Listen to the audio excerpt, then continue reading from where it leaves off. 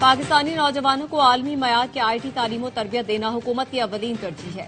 اعلیٰ کارکردگی دکھانے والے طلباء میں لیپ ٹاپ تقسیم کیے جا رہے ہیں۔ وزیراعظم شہباز شریف کی عارفہ کریم کے والدین سے گفتگو، کہا عارفہ کریم فاؤنڈیشن کی حکومتی سطح پر ہر ممکن مدد کو یقینی بنایا جائے گا۔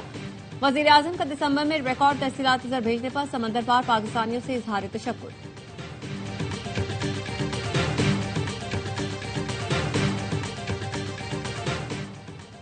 ایران آزادی کی طرف دیکھ رہا ہے، ایران کی مدد کے لیے تیار ہے۔ امریکی صدر ٹرمپ کا ٹروتھ سوشل پر بیان، کہا ایران نے آزادی کے لیے ایسی تحریک پہلے کبھی نہیں دیکھی۔ ایران کا امریکہ اور اسرائیل پر ہنگاموں کو ہوا دینے کا الزام، صدر پزشکیان نے کہا کہ بیرون ملک سے دہشت گردوں کو ایران لایا گیا، ان دہشت گردوں نے املاک کو نقصان پہنچایا، مساجد کو آگ لگائی۔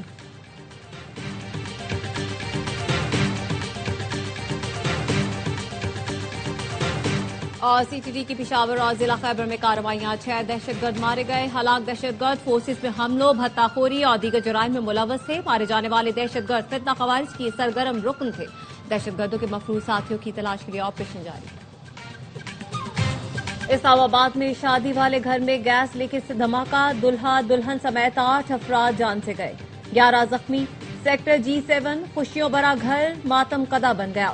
گھر میں شادی کی تقریبات جاری تھی کہ اچانک دھماکہ ہوا۔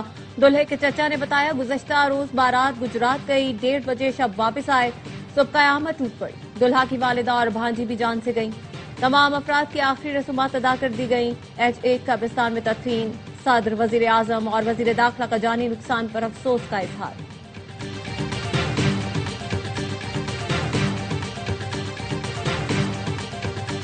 اسلام آباد کے سیکٹر G7 میں دھماکہ بظاہر گیس لیکیج سے ہوا، ابتدائی تحقیقاتی رپورٹ مکمل، زیادہ افراد ملبے تلے دبنے اور جھلسنے سے جاں بحق ہوئے۔ دھماکہ صبح 7:19 پر ہوا۔ پولیس اور ریسکیو ٹیمیں 7:37 پر پہنچ گئیں۔ گلی تنگ ہونے کی وجہ مشینری کو پہنچنے میں دشواری کا سامنا رہا۔ 2 گھر تباہ، 8 کو جزوی نقصان پہنچا۔ CDA نے 2 گھر سیل کر دیے۔ عینی شاہدین اور متاثرہ افراد کے بیانات لیے گئے۔ گیس کس جگہ جمع ہوئی اور اسے آگ لگنے کا سبب کیا تھا، اس کا تعین کیا جائے گا۔ مزید حادثات سے بچنے کے لیے علاقے کی گیس بجلی کی فراہمی عارضی طور پر منقطع۔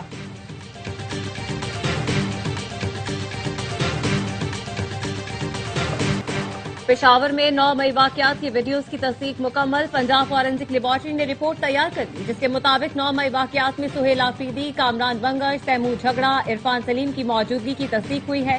پنجاب فورینسک لیبارٹری نے پشاور پولیس کی درخواست پر ویڈیوز اور آڈیو کا تجزیہ کیا۔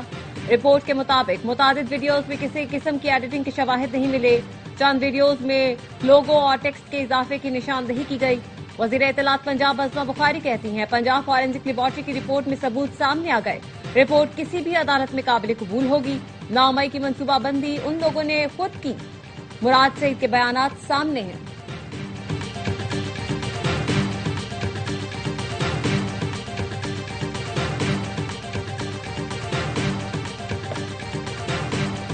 ایران میں ہنگاموں کے دوران 114 سیکیورٹی اہلکار مارے گئے۔ الجزیرہ کی ایران کی نیم سرکاری خبر ایجنسی تسنیم سے رپورٹ، بتایا مختلف شہروں میں سیکیورٹی اہلکاروں کو نشانہ بنایا گیا۔ اصفہان میں 30، فارس میں 12 اہلکار ہلاک ہوئے۔ گورنر اصفہان نے سرکاری میڈیا کو بتایا پرتشدد واقعات خارجی شرپسندوں کی سرپرستی میں ہوئے، 2 ماہ کا ایک بچہ بھی جان سے گیا۔ ملک بھر میں متعدد طبی اور امدادی مراکز پر حملے رپورٹ ہوئے۔ ایران میں مہنگائی کے خلاف احتجاج 180 شہروں تک پھیل گیا۔ ملک بھر میں مسلسل تیسرے دن انٹرنیٹ بند، مظاہرین کو بھڑکانے والے 600 موساد ایجنٹوں کی نشاندہی ہو گئی۔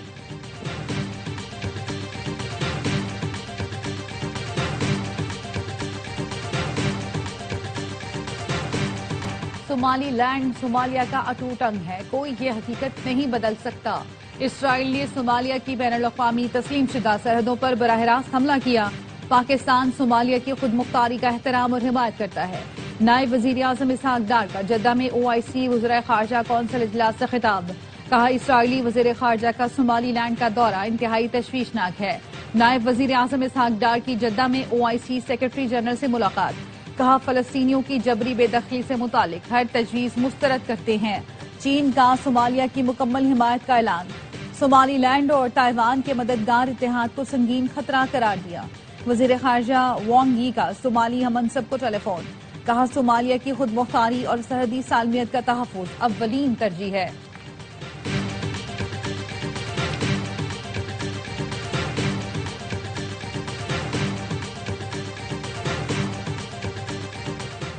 نائب وزیر اعظم اسحاق ڈار کی جدہ میں اہم ملاقاتیں۔ سعودی نائب وزیر خارجہ سے پاک سعودی عرب اسٹریٹجک شراکت داری مزید مضبوط بنانے پر تبادلہ خیال۔ مصری وزیر خارجہ سے دو طرفہ تعلقات اور غزہ کی صورتحال پر گفتگو۔ بنگلہ دیش کے مشیر خارجہ سے ملاقات، دو طرفہ مضبوط تعلقات پر اطمینان کا اظہار۔ نائب وزیر اعظم سے آذربائیجان کے نائب وزیر خارجہ بھی ملے، دو طرفہ تعلقات مضبوط بنانے کا عزم۔ اسحاق ڈار کی مالدیپ کے ہم منصب سے ملاقات میں بھی دوستانہ تعلقات پر اطمینان کا اظہار۔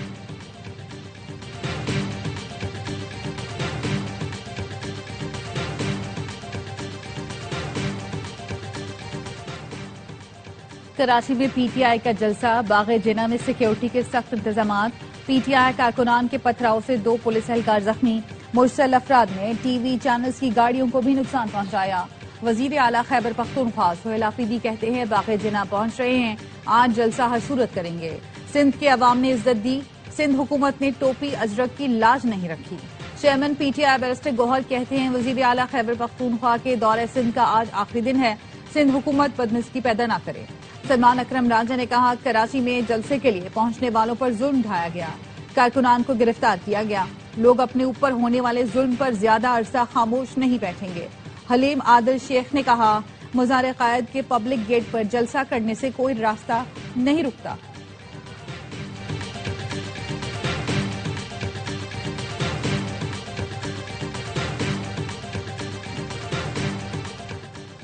پی ٹی آئی نے جو یقین دہانیاں کرائی تھیں ان پر عمل نہیں کیا جا رہا۔ جلسے کی اجازت کے باوجود حکومت سندھ پر الزامات عائد کرنا نامناسب ہے۔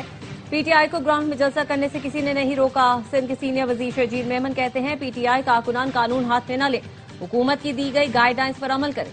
صوبائی وزیر ناصر حسین شاہ نے کہا سڑک پر جلسہ کریں گے تو پورا کراچی چوک ہو جائے گا۔ پی ٹی آئی لیڈرشپ کو کہوں گا 8 فروری کی ہڑتال کی کال واپس لے۔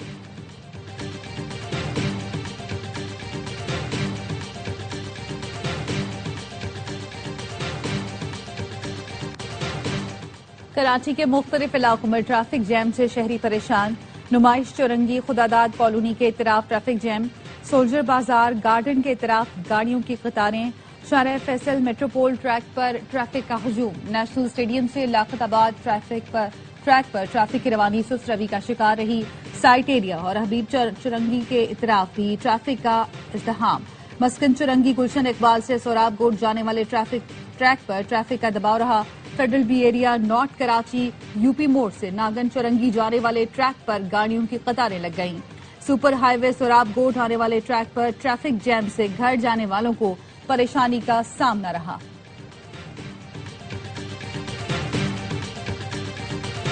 T20 ورلڈ کپ میں بنگلہ دیش کے میچز کہاں ہوں گے؟ بنگلہ دیش بورڈ کو آئی سی سی کے جواب کا انتظار۔ بی سی بی کے صدر امین الاسلام کا کہنا ہے آئی سی سی کا اب تک جواب نہیں آیا، تمام ثبوت اور ضروری دستاویزات شیئر کرتے ہوئے اپنے تحفظات کے حوالے سے آئی سی سی کو آگاہ کر دیا۔ ہمارے موقف میں کوئی تبدیلی نہیں، ہمیں حکومت کی ہدایت کے مطابق چلنا ہے۔ میچز شری لنکا منتقل نہ ہونے پر کیا کریں گے، اس حوالے سے ابھی تبصرہ نہیں کر سکتا۔ پیر یا منگل تک آئی سی سی کی طرف سے اس حوالے سے جواب آئے گا۔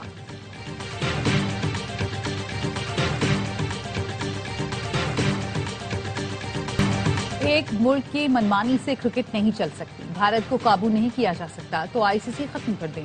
سابق جادوگر اسپنر سعید اجمل نے آئی سی سی کو آڑے ہاتھوں لیا، کامران اکمل بولے مودی کرکٹ سے نہیں کام سے ووٹ لے۔ عبدالرزاق نے کہا ذاتی چیزوں کو کھیل میں نہیں لانا چاہیے۔ تینوں کرکٹرز کراچی میں پاکستان سیلیبریٹی لیگ کے دوسرے سیزن کی تقریب میں شریک ہوئے۔ اداکار اور کرکٹرز کی کرکٹ لیگ کرکٹینمنٹ کا میلہ ہیوسٹن میں ستمبر میں سجے گا۔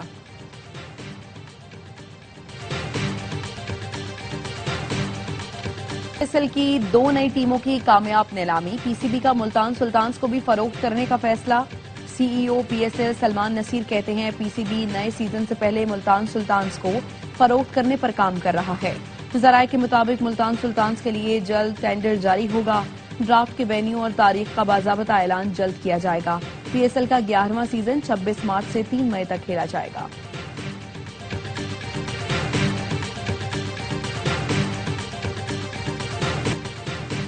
پاکستان نیوی فلوٹیلا کا سلطنت عمان کا دورہ، پاک بحریہ کے مشن کمانڈر اور دیگر کمانڈنگ آفیسرز کی عمان کی نیول قیادت سے ملاقاتیں۔ مشن کمانڈر اور کمانڈنگ آفیسرز نے کمانڈر سعید بن سلطان نیول بیس اور کمانڈنٹ سلطان قابوس نیول اکیڈمی کا دورہ کیا۔ فلوٹیلا پی این ایس راہ نورد، پی این ایس مددگار اور پاکستان میری ٹائم سیکورٹی ایجنسی شپ کشمیر پر مشتمل تھا۔ کراچی والوں سے جینے کا حق چھین لیا گیا، شہریوں کو پانی، بجلی، سڑکیں اور اپنا حق چاہیے۔ امیر جماعت اسلامی کراچی منم ظفر کہتے ہیں پیپلز پارٹی کی حکومت نے 17 سال میں کراچی کو کیا دیا؟ ٹریفک سگنلز اور سڑکوں پر لینڈ مارکنگ نہیں ہے، ہمیں بھاری بھرکم چالان منظور نہیں، سندھ حکومت ای چالان پر نظر ثانی کرے۔ ملک بھر میں شدید سردی کی لہر، یخ بستہ ہوائوں نے موسم کی شدت میں مزید اضافہ کر دیا۔ لیا میں درجہ حرارت -14، اسکردو -13، استور گوپس میں -10 تک گر گیا، ہنزا گلگت -8، کلات بغروت -6 اور دیر میں -5 ڈگری سینٹی گریڈ ریکارڈ کیا گیا۔ کوئٹہ -3، مری ایبٹ آباد -1، پشاور اسلام آباد میں 0، لاہور 5 اور کراچی میں 7 ڈگری سینٹی گریڈ ریکارڈ کیا گیا۔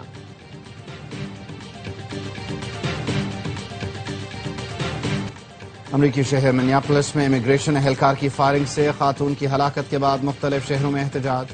واشنگٹن، بوسٹن، لاس اینجلس اور منیسوٹا میں ہزاروں افراد نے احتجاج کیا۔ مظاہرین نے تارکین وطن کے ساتھ اظہار یکجہتی کرتے ہوئے ٹرمپ کی پالیسیوں پر کڑی تنقید کی۔ امریکی امیگریشن افسران کے خلاف نعرے بازی بھی کی۔ کانگریس ویمن الہان عمر نے بھی شرکت کی، کارروائیوں کو غیر قانونی قرار دیا۔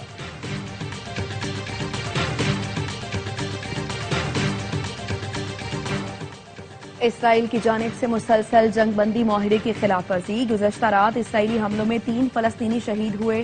2 دن میں اسرائیلی حملوں میں شہید فلسطینیوں کی تعداد 15 ہو گئی۔ تل ابیب میں ہزاروں صہیونی شہری نیتن یاہو کی حکومت کے خلاف سڑکوں پر نکل آئے۔ مظاہرین نے حکومت کی تبدیلی اور 7 اکتوبر کے واقعات پر آزاد تحقیقاتی کمیشن کے قیام کا مطالبہ کیا۔